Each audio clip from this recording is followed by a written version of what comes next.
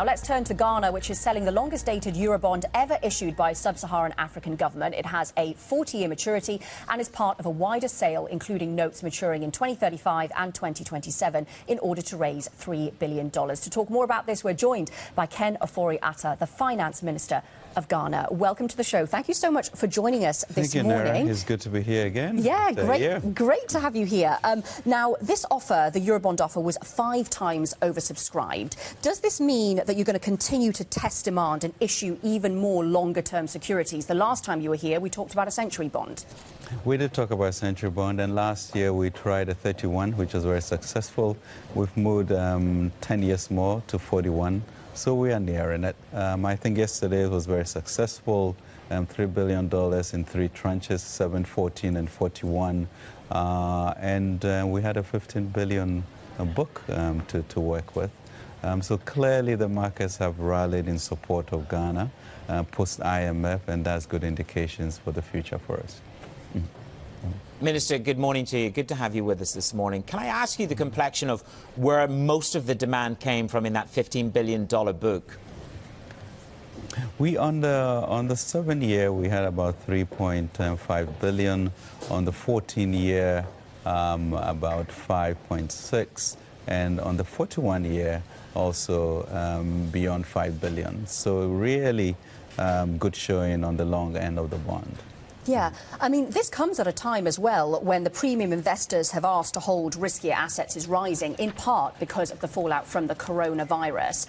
Do you foresee, if we get any more of concerns around the coronavirus outbreak, that this could impact you issuing more bonds, or how you think about that?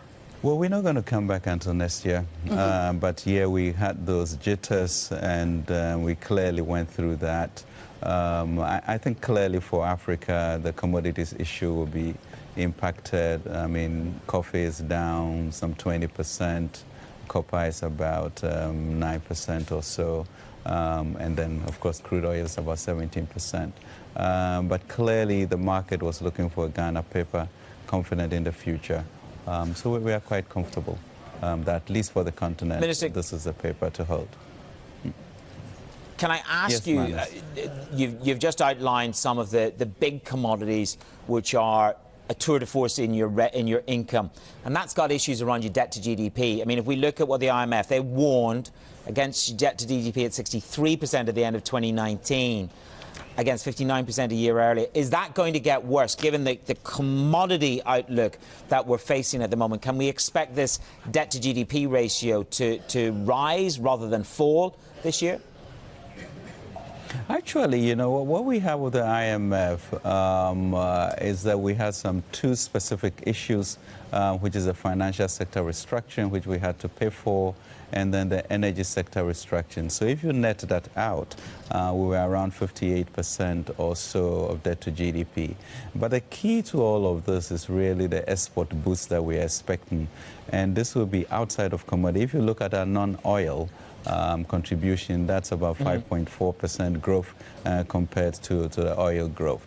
So we have a much more diversified economy than most, and we expect to do that. As you know, the Continental Free Trade Act headquarters is going to be in Ghana, which means we are really going to be the pass-through for investment and trade into the future. And we are banking on Ghana becoming a regional hub with regards to financial services, aviation and logistics, trade, etc. So really, for us, once we get through the rigidities and debt reprofiling, we are confident that with increase in revenue and exports in other areas, we should do very well. On the banking sector cleanup, which you mentioned, you know, those sort of costs risk surging to about $3.5 billion. That's the number that we've put out there. Do you see this escalating further? And if it does, are you going to issue more bonds to cover those new guarantees for depositors? It was total in Ghanaian cedis about 16.8 billion. We've already done about 12.6 billion, leaving maybe about $1 billion in change, which we should be able to support so that we take care of all the other depositors. But I think so far we have held, and we should be able to manage that. Yeah. There were plans, Minister, to IPO the Gold Mining Royalty Fund, and I think the last time we wrote about it, it was delayed until March. Can you clarify for us, will it happen in March? Is it postponed indefinitely? What guidance can you give us?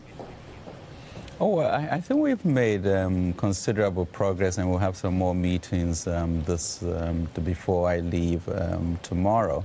But we are confident, and we are targeting March for the IPO, $750 million, which will further go to strengthen our foreign exchange reserves and also diversify the economy into a more modern economy and take advantage of our branding as the largest gold exporter on the continent at this point.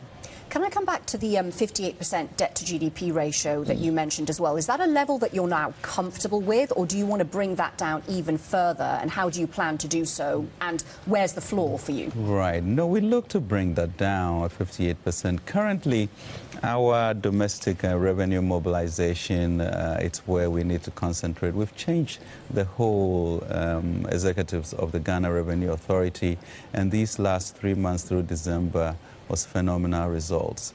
Ghana currently is about 12.5% revenue to GDP compared to our peers, who are about 18%. So clearly you can see this gap of 6% that we need to bridge.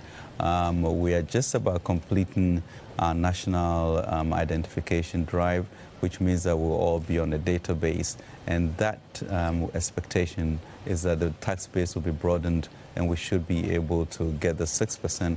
An increase in 6% will be another 22 billion, which really moves towards being able to support our infrastructure drive.